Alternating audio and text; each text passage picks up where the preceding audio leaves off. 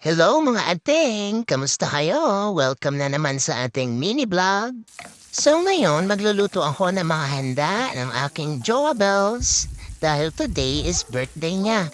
Ipagluluto natin siya kahit wala siya dito para mapil naman niya na special siya. Charot. Minsan alam niyo ba, napapaisip ako mga ating. Sobrang layo na pala namin sa dati. Kasi dati, pag may mga birthday, ganyan, special na kapag meron kaming nailutong pansit, pero ngayon kahit papano, Carrie Bells naman na magluto ng mga ganito, hipon, ganyan. So, diyan naglagay lang ako ng oyster sauce, then mamaya maglalagay naman ako ng ketchup. Hindi ko alam kung anong tawag ba dyan, kung buttered shrimp or what.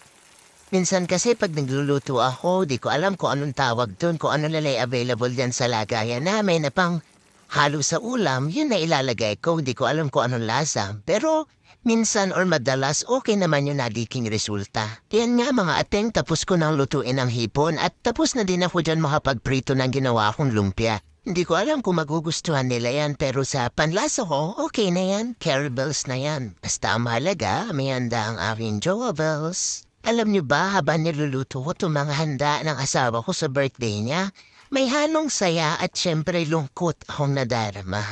Avuy naman. At ayan naman kakoy, niiiyak ako pag ganitong nagbo-voice over at naaalala ko. Pero syempre masaya naman at nagpapasalamat sa Diyos dahil binigyan niya kami ng ganitong opportunity na makapag-provide para sa aming anak. Yun nga lang magkakalayo kami.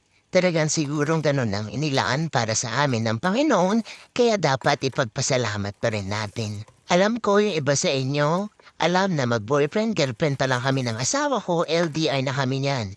Kaya medyo sanay na kami na magkalayo. Pero naiisip ko minsan, iba pa rin pala talaga pagkasama mo. Iba na kasi kapag halimbawa kasal na kayo, mag-asawa na kayo, at lalo na pag may anak na kayo, mas mahirap pala yung sitwasyon pag LDR kayo. Dahil minsan naiisip mo mas okay kung dalawa kayo ng asawa mo na nagpapalaki sa anak niyo. Pero tulad nga ng sinabi ko, dito tayo inalaan, dito kami inalaan na maging LDR ulit para makapag-provide sa anak namin. Wala tayo magagawa kundi ipagpasalamat yun. Kaya kaway-kaway dyan sa mga LDR na tulad sa amin ng asawa ko. Stay strong lang. Makakaya yan, makakasama din natin ang mga mahal natin sa buhay. Di man ngayon, siguro sa mga susunod.